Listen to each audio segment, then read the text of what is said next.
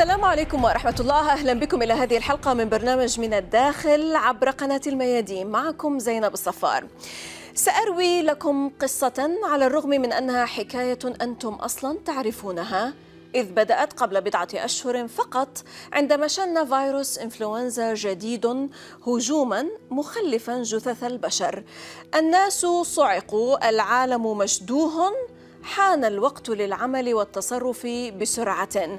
نحن في هذا معا. هذه هي الخلاصة: من الأرجنتين إلى إيران، ومن بورتلاند إلى ووهان، نحن في هذا معا.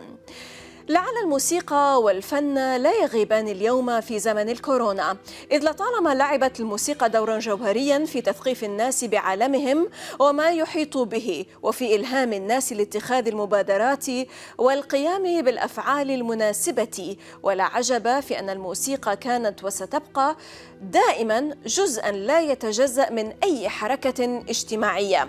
وحتى اليوم ها نحن نرى في الموسيقى دورا محوريا في المواجهة في زمن الكورونا.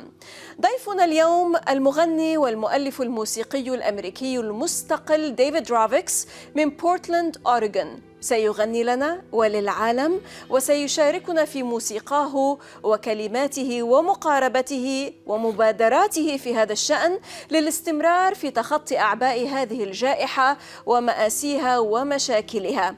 وسيخبرنا عما إذا كان الأميركيون سيبدأون في الواقع البارد لما بعد كوفيد 19 بالتوقف عن قبولهم الوضع الراهن والتعاون معه.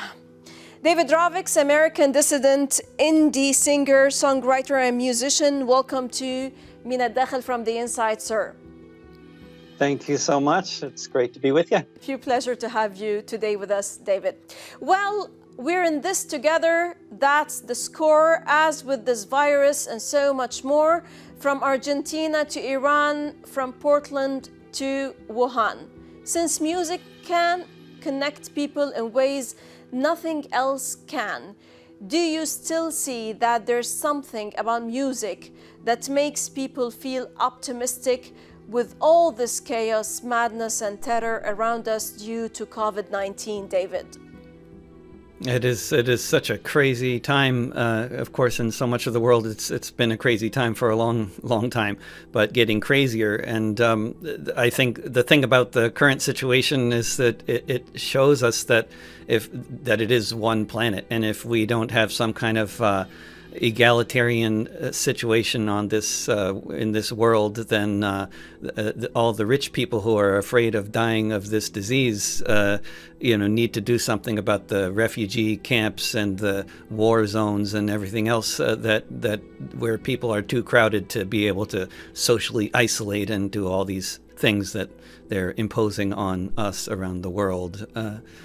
But yeah, music, I think in times like these, we need social movement more than ever, whatever that might look like, to push for an egalitarian societies around the world, which is what's needed. I mean, we need good public health services everywhere, right? I mean, anywhere that doesn't have a good public health is a threat to the rest of the world. And this is what people have been saying for a long time, of course. I mean, the U.S. has a lower life expectancy than many other countries largely because every city in the country is a public health crisis in normal times. We have thousands of people living in tents in this country, in cities up and down the West Coast, and they create a public health crisis. And not taking care of people is a public health crisis. Exactly. Particularly at this time, the time of Corona, people are suffering dearly in the US of A. I would appreciate, David, if you could, we could listen to a segment of this song. We're in this together. Mm-hmm. The future now is yet unwritten. What will become of these politicians who sold their stocks when they knew what the state was going to have to do, who had to act but did so late? The time was now, but they'd hesitate. Batten the hatches, count your beans, and find out what exponential means. In the aftermath with millions dead, might our species somehow come out ahead? A teachable moment, if ever there was one. The same earth, the same moon, the same sun, the same water, the same air, the same blood, the same skin, the same hair, the same feelings, the same desire, the same world. Underwater or on fire, we're in this together. That's the score, as with this virus and so much more. From South Africa to Iran, from Portland to Wuhan. I'll tell you a story, although it's one that you already know. It only started a few months back when a new flu virus began to attack. Right, awesome, David. Thank you very much. Thank you very much, David. Well, allow me to come back to the questions, and I would like here to highlight something very important. David, you are doing public concerts on the internet, live streaming children's concert from your living room. You are also giving free guitar lessons. Tell us more about that, David. How far today do you see art and artists like yourself, David, leading a shift of consciousness as far as reinstating ethical, responsible thinking? I mean, well, the kind of messages that I've been trying to communicate for a long time have been along these lines of the necessity of solidarity and the importance of knowing our history and knowing what's going on in the world and what these politicians, which here in the U.S. I think both parties are totally corrupt and you know, people need to know about this. So I've been trying to communicate about these things for a long time, about the terrible policies of the U.S.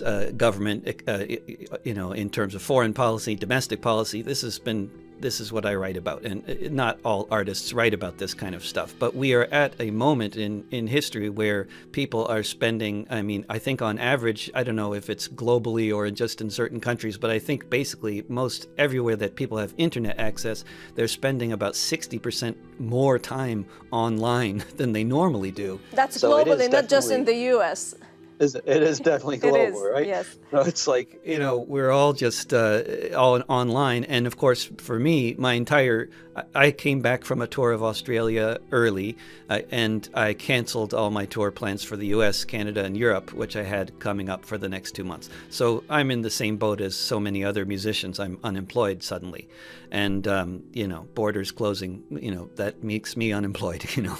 And but I still want to perform, and of course, But you are trying to use your time to give guitar lessons. You are using your time to entertain people, to go for performances like in a concert, for example, from your living room, actually. Yeah. I did one from an actual recording studio, but sponsored by a labor union. But usually they're in my living room, and been doing different things because I know there's nothing much that I can do myself to help people in the terrible economic circumstances that they find themselves in because of the government's shutting down and everything shutting down. But I can at least help people with something to do while they're on the internet. Sure. Thank you very much for that, David. Well, allow me to ask you here, on the Global Health Security Index, a report card that grades every country on its pandemic preparedness, the United States has a score of 83.5, the world's highest. Rich, strong, developed country, America, is supposed to be the readiest of nations, particularly when it comes to facing such kind of virus. Yet observers say that that illusion has been shattered. Despite months of advance warning as the virus spread in other countries, when America was finally tested by COVID-19, it failed. David, do you believe that America is acting like a failed state in face of coronavirus? Oh, absolutely. And I have a song called Failed State, which is all about the United States. But yes, it is absolutely a failed state, and it has been a failed state for a long time. And if you look at the disaster that unfolded with Hurricane Katrina in New Orleans in 2005, then you could see how completely incompetent the U.S. federal government and local governments were to deal with a local catastrophe. So a global catastrophe. This is just proving impossible for the U.S. Kleptocratic government to deal with. And you can see how in other countries they've been able to deal with it much better. I mean, China, South Korea, Singapore, and even as bad as things are in some parts of Europe, in other parts of Europe, they seem to be dealing with it quite well. And it's they have governments that are spending a lot on the public health services. They can mobilize huge numbers of people, medics and other people, to help with logistics. I mean, the operation in China and Korea and Singapore and Hong Kong and Taiwan and Italy as well. I mean, it just makes the United States look like such a complete failed state. It is, and it has been. We've known that for a long time, but it is clearly a demonstration of the failed nature of our country. Yeah. Unfortunately. So, David, Rovex, allow us to stop now for a short break, and then afterwards we're going to sing more and talk more, but after the break. إذا فاصل قصير ونعود، لا تذهبوا بعيدا.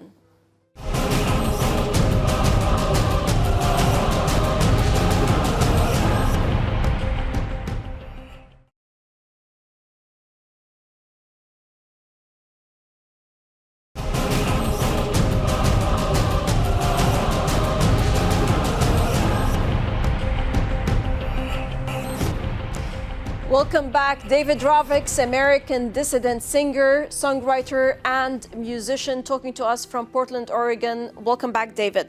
Well, Thank you, Zina. Always welcome, sir. Well, what is before Corona is definitely not the same afterwards. History will look back absolutely. on which parts of the world managed to contain the new virus and which parts didn't, and why.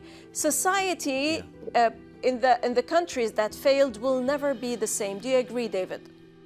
Absolutely. And the thing is that this is such a sort of, as much as everything is constantly changing, in a way it's also a very slow moving disaster. I mean, anybody who has experienced really quick big disasters like a tsunami or an earthquake or a bombing, that's a very fast disaster. This is a disaster of mathematics. I mean, it's like,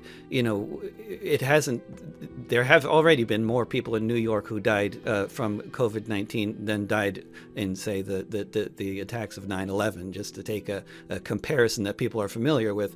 But it's also perhaps worth mentioning that in the 1918 pandemic, which is one that happened before, that we all lived through on the planet, although none of us were old enough to remember it, but it happened, and it killed tens of millions of people around the world, especially in the poorest parts of the world. And we all, it's part of the historical record. We know that what happens with pandemics and how they spread, and that we're experiencing something very similar today. David, are Americans culturally built for lockdown? Is Trump right when he says that America is not built for lockdown? That is to say, it is more of an individualistic, libertarian-minded and armed society. Will they be able to acquiesce to being ordered to stay home over a long period?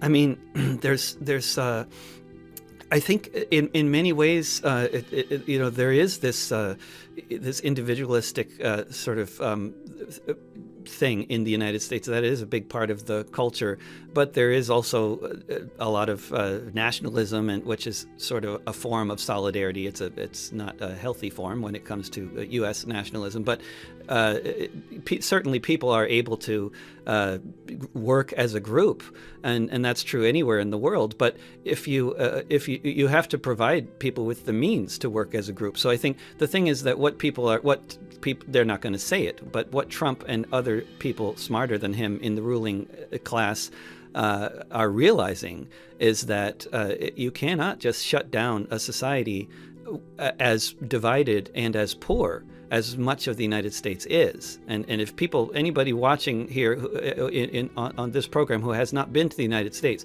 don't believe whatever you see on Hollywood movies. The United States there are very rich people in this country, but there's huge amounts of poverty, like the kind of poverty that would be familiar to anybody who's been to any refugee camp.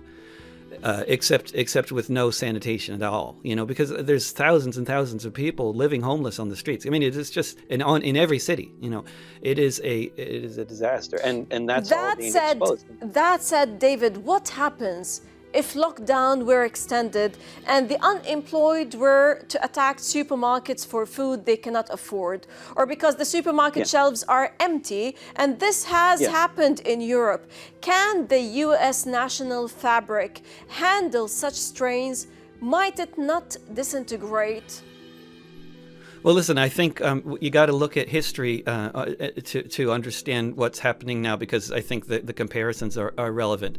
And when you have a situation where suddenly an entire country's economy shuts down, the government has to act and act decisively. And so, like in 1931, which was 2 years after the Great Depression hit in the United States, in other countries. In 1931 alone, there were 500 different incidents of groups of more than 100 people raiding warehouses full of food and liberating the warehouses of their contents with guns.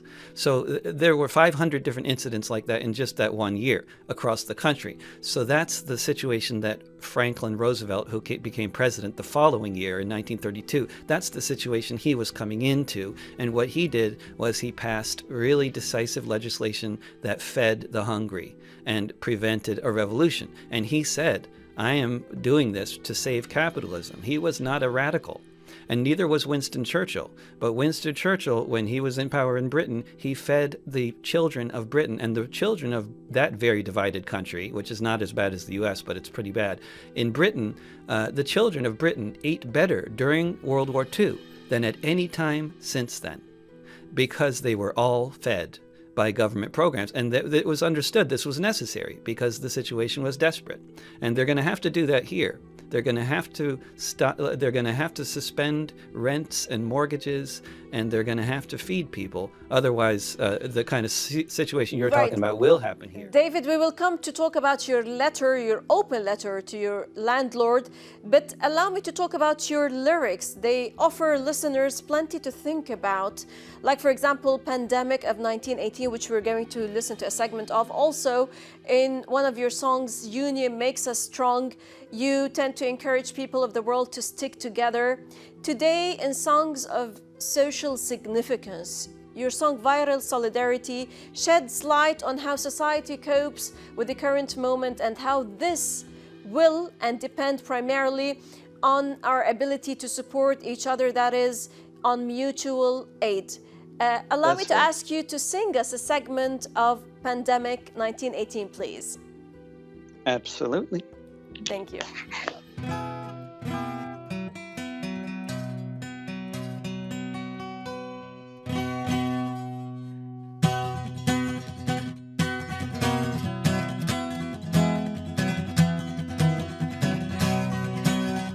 World War was raging like the earth had never seen. A whole generation lined up in trenches with killing machines. But aside from a few islands and some mountain peaks, the pandemic killed more people in just 24 weeks. No one knows where it began. Speculation's gone on for years. The trenches of Europe is where the deadly strain appears. From packed trains and hospitals around the globe, it spread the war strain of the virus that left so many dead.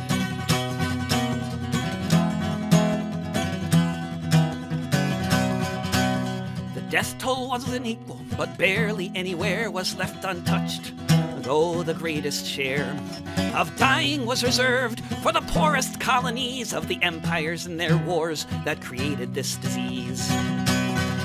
If you have a couple hours, then do something with me. Conduct a little research into your family tree. If you look at it, you won't take long. Quite likely you will find in 1918 you left an ancestor behind.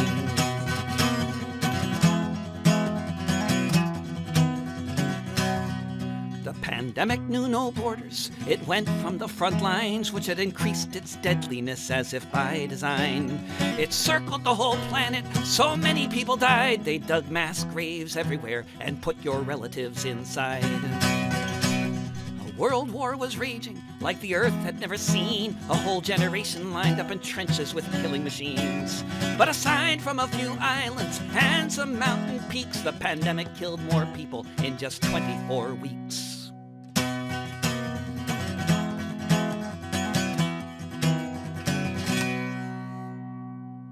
Great, amazing and beautiful lyrics and performance. David, thank you very much.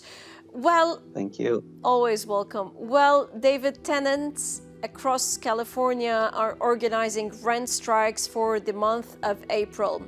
The strikers' argument, they will not be able to pay their landlords for the foreseeable future, and that the minimal protections now in place fail to provide relief for vulnerable renters.